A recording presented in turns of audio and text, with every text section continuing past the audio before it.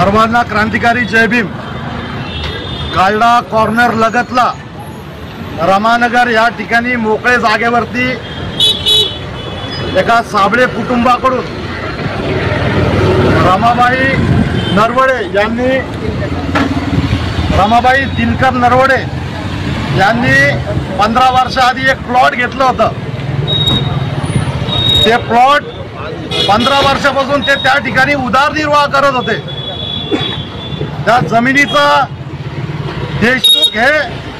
देशमुख यांचा वाद चालू असताना काल देशमुख हे परभणीहून 200 ते 300 गुंडे घेऊन रमानगर वसाहतीमध्ये मोठ्या प्रमाणात दहशतीचं वातावरण पसरवलं आणि यांना त्या ठिकाणून यांच्या घराहून जीसीबी फिरून यांना बेघर केलं।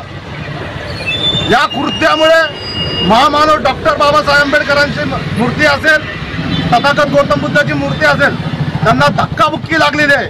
महामानवाच्या फोटोची तोडफोड झालेली आहे। एक महिला म्हणून रडत होती त्या ठिकाणी की माझं घर तोडू नका, मला नोटीस आलेली नाहीये, मला नोटीस द्या, मला कायदेशीर काहीतरी प्रक्रिया कळवा।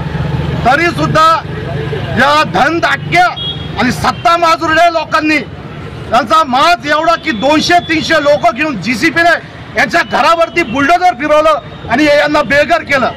काल रात्रीपासून या ताई रडत आहे, यांना बेघर करण्यात आलंय आणि यांना न्याय देण्यासाठी सर्व रमानगर वासियांनी एकत्र येणं खूप गरजेचे आहे। नाहीतर हे भूमाफी अजगर एखादं आपलं वस्तीसोबत हे शहरही गिळून टाकतील। यांचा माज उतरवण्यासाठी यांच्यावरती कायदेशीर अॅट्रॉसिटी अंतर्गत कारवाई झाली पाहिजे आणि या नरवडे ताईचं पुनर्वसन झालं पाहिजे। या भूमिकेसाठी आम्ही 5 वाजता उस्मानपुरा पोलीस स्टेशन या ठिकाणी पीआय साहेबांना भेटणार आहे। मित्रांनो, रमानगर वासियांना माझी कळकळीची विनंती आहे, आज वेळ या नरवडे ताईवर आलेली आहे, उद्या ही वेळ आपल्यावरही येऊ शकते। त्यामुळे मोठ्या प्रमाणात आज आपण लढलं पाहिजे। त्यासाठी आज 5 वाजता पोलीस स्टेशन या ठिकाणी येऊन पीआय साहेबांना आपल्याला भेटायचं आहे।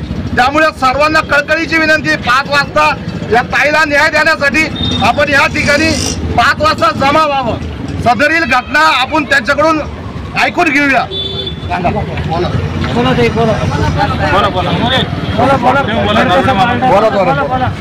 सकाळी त्यांनी मी घरामध्ये असताना मला बरं नव्हतं, मी बाहेर निघाले, मी म्हणलं माझ्या मित्रांना हात लावला, ते डायरेक्ट आले म्हणे या अतिक्रमणमध्ये तुम्ही जागा घेतलेली तर तुमचा एव्हाच घर पाडावं लागेल। आणि मी दुःखात असताना मला ते सावरलं नाही। मी माझ्या घरच्या लोकांना फोन केला, तुम्ही ताबडतोब या, मला काहीतरी हे करा। हे लोक माझे जेसीबी घेऊन माझ्या घरामध्ये घुसले। तेवढं तर सारे वस्तीतले मुलं येऊन माझी साथ दिली। माझा घरी नवरा नव्हता, बाहेर गावाला गेला होता आणि माझ्या आजूबाजूच्या बायकांनी माझं सगळं पसार आवरायचं केलं, तरी बी त्यांनी आटपलं नाही, सगळं माझं उद्ध्वस्त करून टाकलं। माझ्या मुलाचा एक फोटो होता, ते सुद्धा त्यांनी लाताने चुरा करून टाकला। मला काहीच ताईने सुधरू दिलं नाही, माझ्या मुलीला सुद्धा सुधरू दिलं नाही। इतके हरामखोर हे लोक होते, त्यांनी थोडं मी माझं ऐकलं नाही। मला एवढंच